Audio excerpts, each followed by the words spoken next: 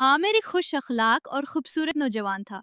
शादी के बाद जब वो अपनी बीवी इरम के घर गया तो ससुराल ने उसे बेटे से बढ़कर चाहा। वो बार बार आता, हंसता, सबसे मोहब्बत से बात करता। एक दिन उसे ससुर जी से कहा, आपकी जमीन मेरे हवाले करे, मैं उसे दोगुना मुनाफा कमा कर दूंगा। प्यार से भरे ससुराल ने उस पर यकीन कर लिया, क्योंकि उनकी आंखों पर प्यार की पट्टी बधी हुई थी।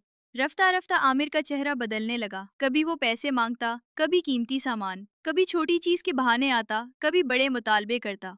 इरम की आंखों में फिक्र थी, लेकिन ससुराल अब भी उसे अपना समझता रहा। आमिर के झूठे वादे चलते रहे और ससुराल सब कुछ कुर्बान करता रहा।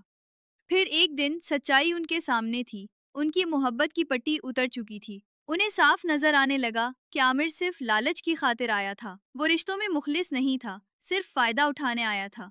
ससुराल का दिल टूट गया, लेकिन हकीकत ने उन्हें जगा दिया। अब वो आमिर की चालाकियों का जवाब दे सकते थे।